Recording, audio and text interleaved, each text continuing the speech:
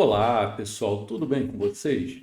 Bom, bem-vindo a mais um Economia em Foco, né? Hoje a gente vai conversar um pouquinho sobre a meta fiscal, né? Que foi muito falada aí durante a semana, o déficit fiscal, o rombo fiscal. A gente viu tantas nomeações que deram a isso, né? Muito se falou aí em que o governo pagou contas passadas em cima dos precatórios e tudo mais. Então, eu queria trazer aqui para vocês uma análise, né, fria, sem qualquer cunho ou lado político, né, e o que eu penso sobre todos esses números que foram divulgados, tá bom?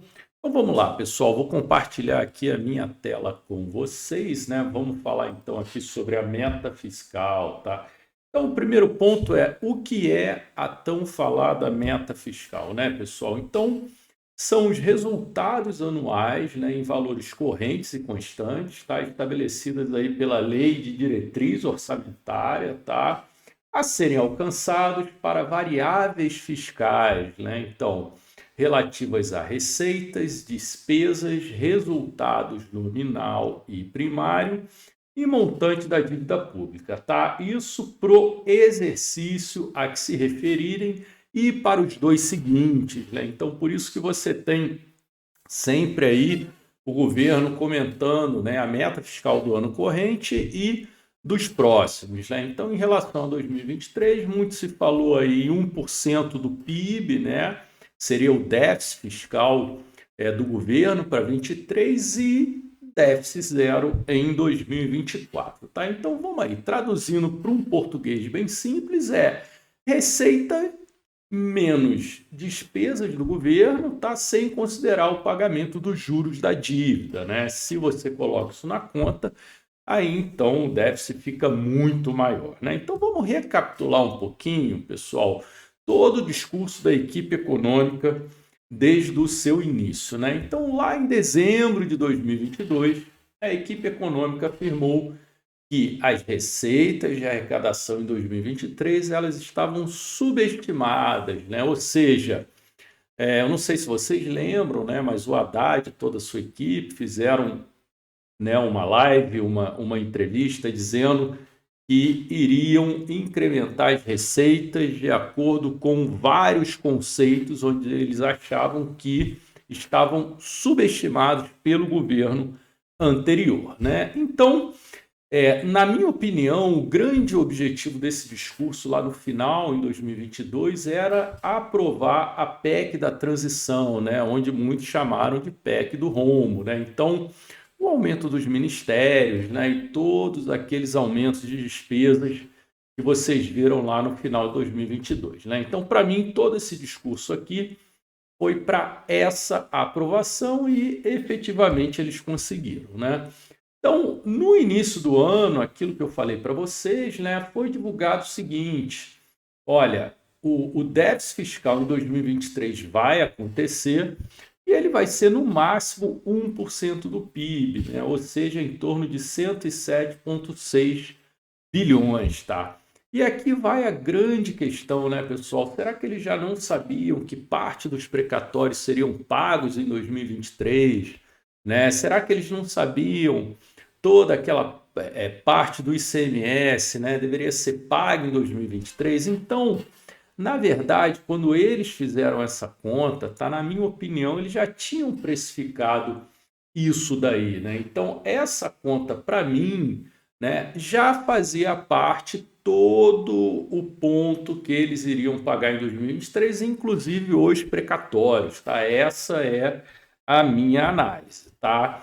Quando foi em maio, eles revisaram, né, essa meta para 136,2 bilhões de reais, tá? Depois a gente teve mais uma revisão lá por agosto, setembro, que ficou em torno de 177,4 bilhões, né? Então isso já representava 1,7% do PIB e já se falava que em 2024 seria muito difícil o déficit zero, né, pessoal? Então, em agosto, setembro de 23, eles já sabiam de tudo isso, né? E terminamos então 2023 com 230,9 bilhões de reais de déficit, né? O que representa aí 2,1% do PIB, né, pessoal? Então, para 2024, eu acredito que seja muito difícil cumprir essa meta aí de déficit zero, tá? Vamos então dar uma olhadinha aqui, ano a ano, né, as contas públicas, né? Então vejam que, tirando esse ano da pandemia, né, esse déficit fiscal ele foi o pior da história, tá, pessoal? Barrando, inclusive, né, aquele período aí de forte crise no governo Dilma II, tá? Onde a gente teve ali 2014, 2015, né, esse pico aqui, tá? Então, vejam só que o déficit realmente só não barrou o da pandemia, né? Porque aí não tinha como, tá, pessoal? Então, eu queria trazer esse quadro para vocês verem a evolução, tá? E aí, o que o governo andou falando, né, pessoal? Ele andou falando o seguinte: olha, na verdade, desses 230,9, né, a gente pagou 92,3 de precatório. Então, esses 92,3, na verdade, na minha opinião, eles já sabiam desde o início do ano e já estava precificado na conta, tá? Teve aí um impacto do acordo de CMS, mais 20,9 bi. Teve então esse aporte do fundo de permanência e mais esse aporte aqui para capitalização do BNB, né? Então, na verdade, o nosso déficit fiscal, né, o resultado primário, foi então só menos 109,6 bilhões, o que efetivamente representa aí 1% do PIB, né? Então, essa é toda a desculpa aí do governo, então, para atingir esse nível aí de déficit, tá, pessoal? E aí eu queria trazer para vocês, né, algumas análises, né, para ver até que ponto realmente a gente poderia fazer essa conta, tá? Então, a primeira delas, né, eu queria trazer para vocês a despesa total real, tá? E aqui você tem ano a ano, né, a despesa do governo, vejam como vai aumentando. Aqui você tem a pandemia e aqui você tem então 2023, né? Vejam só que você tem um aumento considerável de 22 para 23, tá? Quando a gente vai para os precatórios pagos, pessoal, vejam que realmente parte dos precatórios ficaram para 2023.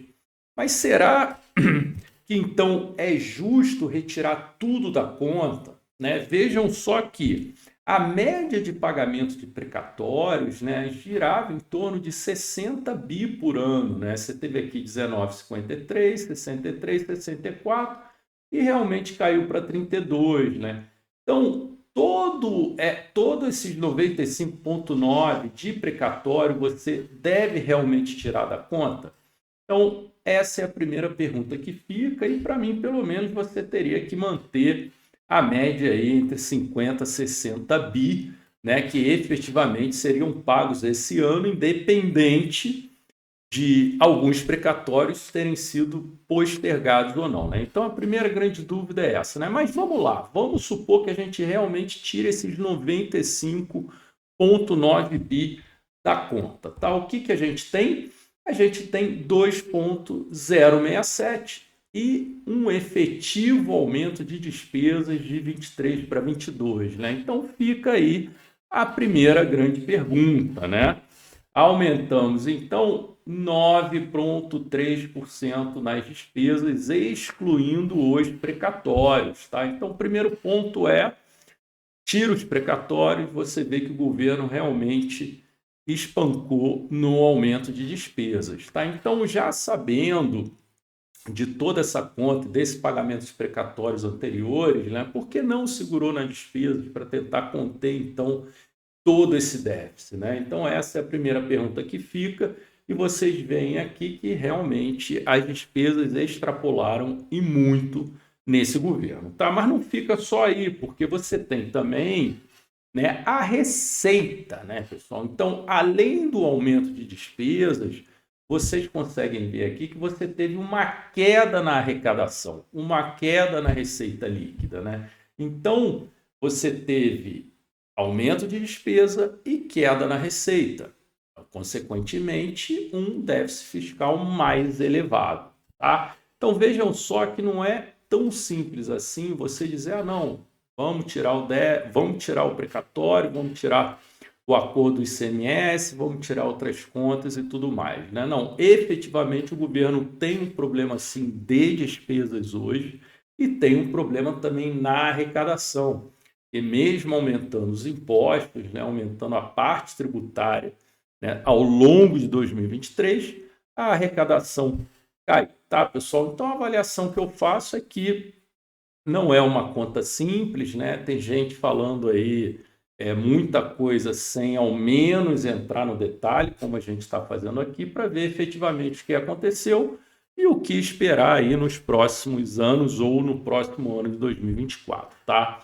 E aí, pessoal, qual é a solução para o governo para 2024, né? Isso é que é o ponto, né? Em vez deles novamente irem atrás de reduções de despesas, não, eles vieram novamente falar em elevar a arrecadação através de algumas medidas, tá? Então tá aqui, ó, taxação de encomendas internacionais, eles vão fazer aí 2,9, o impacto do abatimento na base de cálculo dos impostos federais, então tem vários incentivos fiscais, né? Saiu a medida provisória agora no final de dezembro, mas ela já está sendo contestada, que é relativa às subvenções, né, para custeio ou para investimento. Tá, hoje, o crédito presumido concedido aí de ICMS em vários benefícios fiscais, o governo vai colocar, então, para pagar imposto de renda, contribuição social e também o PIS e COFINS, tá, o término do regime não cumulativo para esse crédito, tá, pessoal? Aí você tem o fim da dedutibilidade dos juros sobre capital próprio, né? Também vai tirar tributação de offshores, taxação dos chamados fundos exclusivos e taxação do mercado de apostas eletrônicas, tá? Então, pessoal, era isso que eu tinha para trazer para vocês, tá? Aqui sobre a meta fiscal, né? Realmente você teve aí um déficit de 230,9, alguma parte sim de precatórios anteriores, né? De algumas dívidas passadas aí, mas realmente você tem que tirar tudo da conta? Como eu demonstrei aqui, eu acho que não.